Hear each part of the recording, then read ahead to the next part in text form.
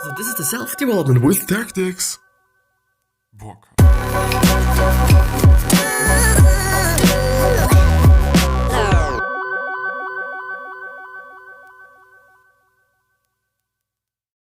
Took me like, a quarter of an hour to take my fucking shit, but now I'm here and we're gonna talk,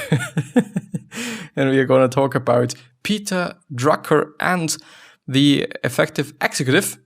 Really looking forward to that. Really looking forward to that. And let's head right into it after the intro, as quite always. And let's see. Let's just open it and let's actually get straight into it. Let's just not lose any time and lose any energy and lose any whatever. And let's do that. Let's fucking do that. I don't know where I stopped yesterday, unfortunately, but I think it's been, yes, if one cannot increase the supply of a resource, one must increase its yield, and effectiveness is the one tool to make the resource of ability and knowledge yield more and better results. Yes, it makes sense, and I think it is a truly interesting recognition that if one cannot increase the supply of a resource, you must increase its yield. Well, it just makes sense, It really does. But on the other hand, it's like recognizing that just takes some time, I guess. And or just, actually recognizing, it's not about recognizing that, it's for me about, it is about figuring out how to name things and figuring out how to explain things. I think this is like really a difficult one. Quite. But therefore I find that amazing. Therefore, I by the way, just because I know that I'm gonna have a lot of time today, I'm also thinking about writing a book. A book in terms of it's gonna be an ebook, it's not gonna be printed because, for self-publishing, I'm not really having the money to do that, But I think that, first of all, it would just be amazing just because I could. Like, this is one reason, like, just because I can. And why not? Like, I do just have some ideas in my mind, and it might even be a great idea to just write them down once. Maybe this leads me to figuring out how to talk about certain things and how to actually explain certain things, because it is amazing how he is able to explain things, how he's able to describe things with words. This clear communication, this communication style, this communication where you can actually understand what he's referring to and what he means, and actually it's clear. It really is clear. And I think writing can definitely improve that, which is, by the way, something that Tim Ferriss also said. I didn't really think about it before Tim Ferriss said it, but just as I've been talking about it, it really makes sense. Because I have to write something pretty clearly, but I'm having the time to do that. Like, if I'm talking, it's not that easy to be that clear, because there's a lot of things in my mind, and there's a lot of words in my mind, and there's a lot of structures in my mind that I could be using.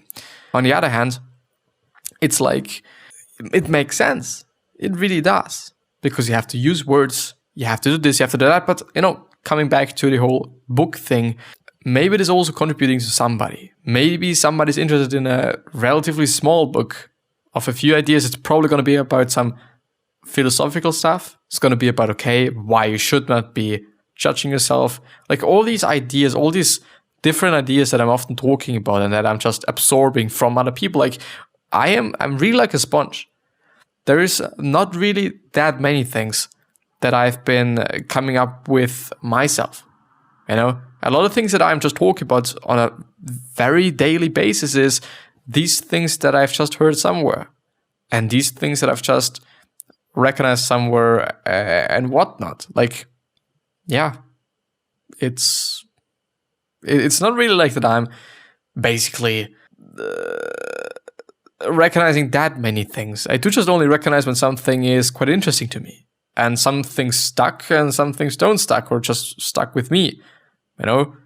Oftentimes we're just throwing a few things against the wall, and what stuck, stucks, and what does not stuck, basically. But yeah, Let's actually move ahead. And by the way, like, this is just something to think about. And it is also something that Seth Godin said. Like, he's producing the podcast and he's doing the podcast because he can. And that's quite it. Like, of course, there's going to be a benefits for him as a personal branding stuff, because a lot of people are interested in what he's talking about. Like, his clear communication, his communication style, how he's doing things. This is interesting. It really is indeed interesting. And therefore, I also think, like, well, I can. And it might be a good experience. And it might be just also a cool thing to say. Like, I don't know, I've written a book. Good for my CV. Even though I really hate to say that. Basically because, I mean, like, doing everything for your CV is, I don't know if this is just a smart idea. I mean, yeah, it is. But, well, you know, well. Well. But of course, if you're not really able to get more of something, then using it in a very, very, very efficient and effective way makes sense. Even though I could also say, like, if you're not doing this already, you're wasting quite a lot of potential and quite a lot of stuff, maybe. Kind of. To some degree. But well. Effectiveness, in other words, is a habit that is a complex of practices. And practices can always be learned, which means that you can also learn being effective. And there's actually 5 things that he thinks are all about being effective. And these things are then going to be basically explained a little tiny bit further, which is amazing, which is cool. I enjoy that. So there is, in other words, no reason why anyone with normal endowment should not acquire competence in any practice. Mastery might well elude him, for this one might need special talents. But what is needed in effectiveness is competence. Like, as he already said, and it is something that I do want to point out, mastery might well elude him, for this one might need special talents. Which just means, I guess, for some things you just need talent to be a master in. It's actually everything. You know, if you do just want to be a master in everything, it's probably not going to be possible, at least not in a very narrow time span, I would say, or short time span. Because you're not talented, and we're not supposed to be good at everything. And it is also good that way. The only problem is when you just start to focus on the things that you're not already good at. It doesn't really make sense. It really makes sense to double and quadruple down on those things that you're already good at, because you're already good at them, and there is a chance that you're going to be a master, or that you can be a master, or that you can be even a top 1% of the whole population. You could, because you're talented. This is why you're having a fucking talent. And we should actually use our talents, and we shouldn't really be working on things that we are not already good at. I think. Like, it's my opinion, and I've actually been confronting with that already. And a little story. I think I've been working on, it's been a design project in school, and it was a pre-project for, it's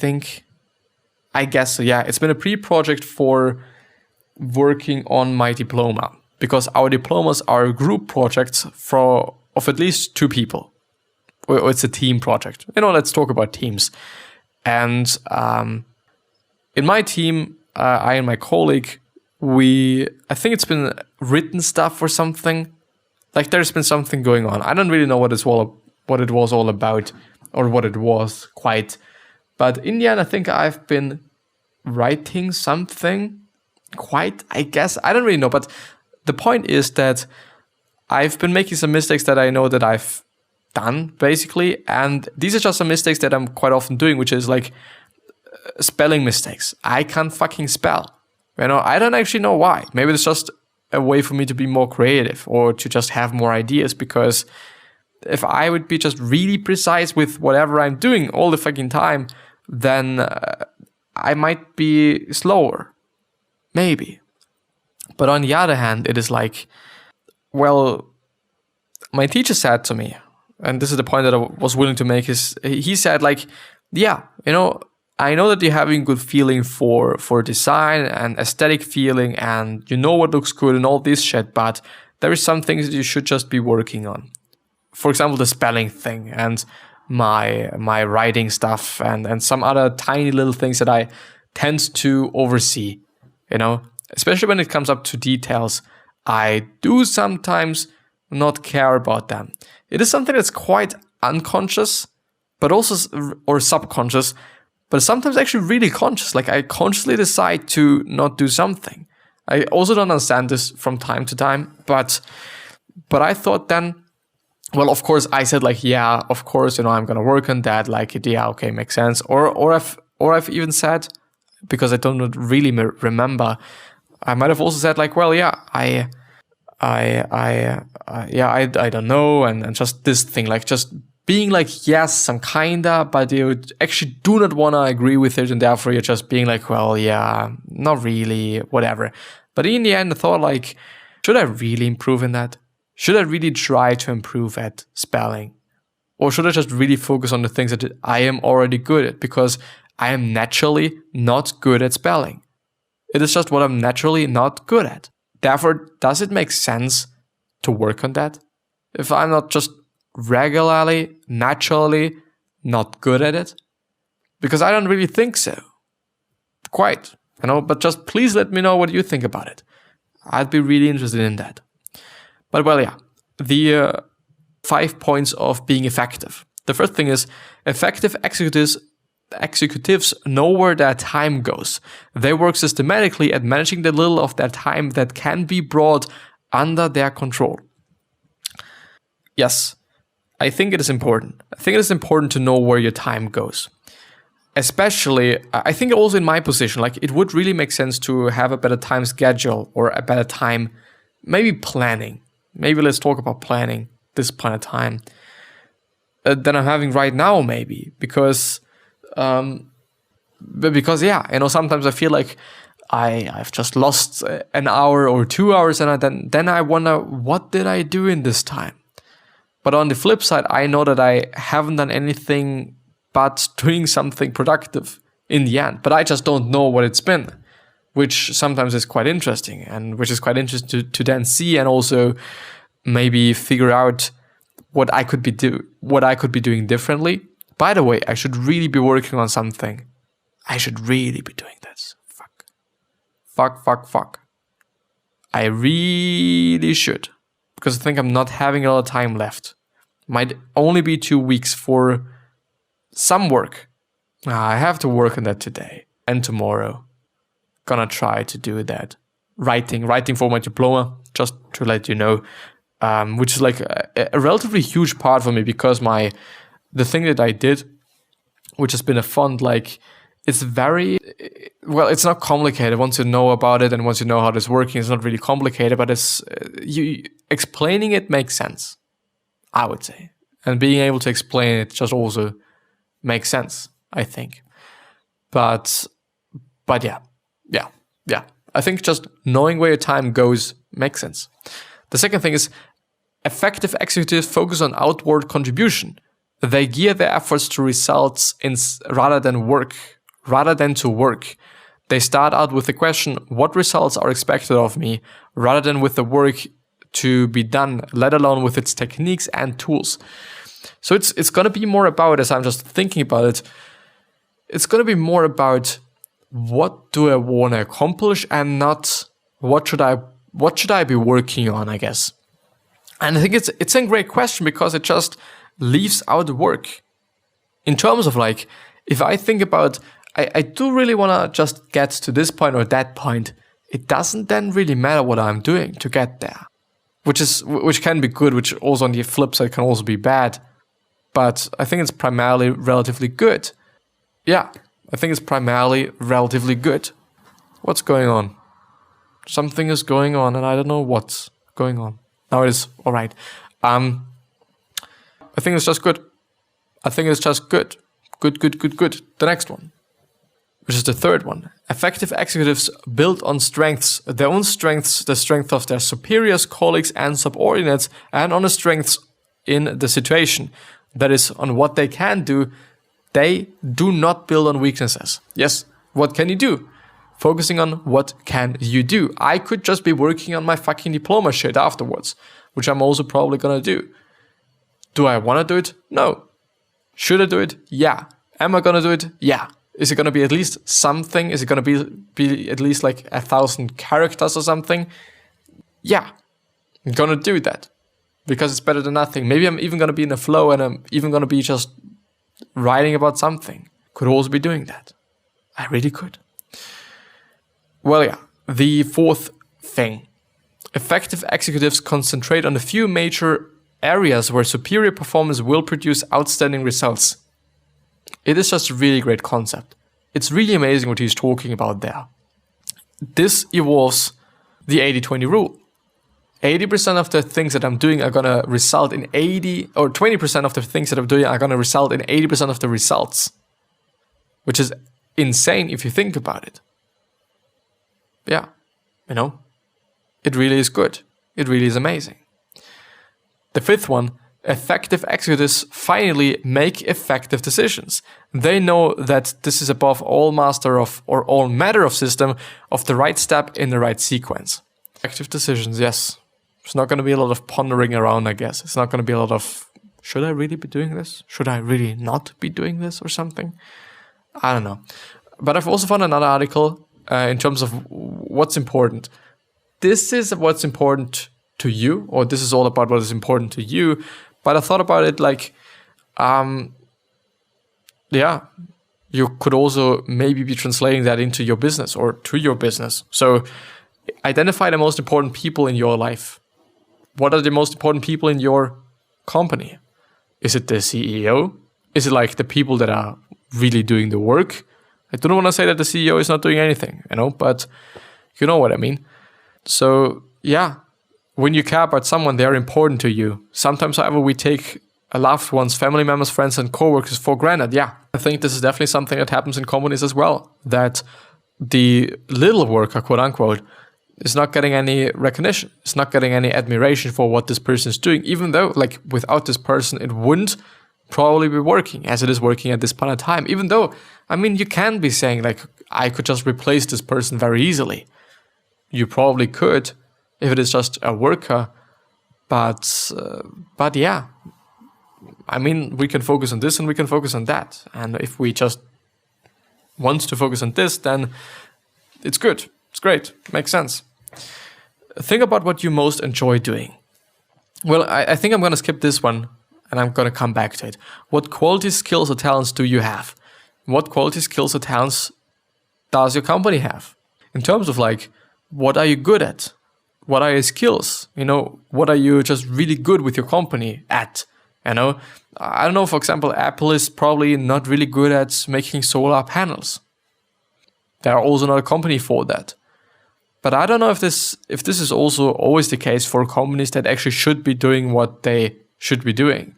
I don't know if every smartphone company is good at making smartphones compared to other companies or compared to themselves 10 years ago, because it's always a little bit strange and you should always be thoughtful if you're just trying to compare yourself to other people or other companies or just other things. So, or what are your talents? Because spaces are really big spaces. Like some people make good screens. I know some companies are having good screens. Some companies are having good cameras. Some companies are having good loudspeakers. Like actually having a smartphone that's having a really good loudspeaker, this is something I think people are going to look for. So building good loudspeakers, maybe instead of, building a whole entire smartphone, maybe this would be actually an amazing idea. Like doubling down on your talents and also skills and qualities. List your highest achievements and accomplishments. In line with analyzation of what you believe you do best, take some time to jot down the successes you've had. It doesn't matter if it is a huge accomplishment or something minor. What does matter is the feeling the result gave you. So just, I think, boost your motivation and energy. Ask your friends, loved ones, and family members to list your best qualities. You could think about your employees or ask them, and the really high ones, and maybe even everyone. While it might be challenging, you don't have to sacrifice your goal because it is too difficult. Yes. You can still pursue your dreams and make ends meet. Deal constructively with depression or anxiety that may have stood in the way of doing what you want. Get past the feeling that you're not good enough. So what makes you happy, do that. I actually don't want to come back to the one. Think about what you most enjoy doing. I mean, as a company, it's probably pretty difficult to say, like generalizing a company and as such. But to just try to think about a parallel that I could draw there. Think about what you enjoy doing most. What do I enjoy? What does a company enjoy? Probably making money. Well, I think if it is a big company, I think it is even more complicated to just think about that. But if it is something that's, I mean, if it is a small business and you say like, okay, it's really fun for us to work with people, then maybe go more into that space, I guess. But you can say this with small businesses. If it is a big business, then I think you could also combine it with what are we good at? And then just dribble down on that or quadruple down on that. Could also be. But yeah, I think I'm going to end the episode there. I wish you the best health, happiness, and also success, and also hope that you're going to rise yourself and you're going to be remembered, which basically means your legacy and basically means just being a nice person and then being remembered as a nice person. With that being said, I'm hopefully going to see you the next time. And 3 questions are, why are you here? What are you trying to change? And what is bothering you the most? These might actually show you a business idea or at least your purpose, which is amazing. Thank you for listening and watching. Hopefully going to see you the next time. Bye-bye. Thank you. Really, really thank you. I appreciate it.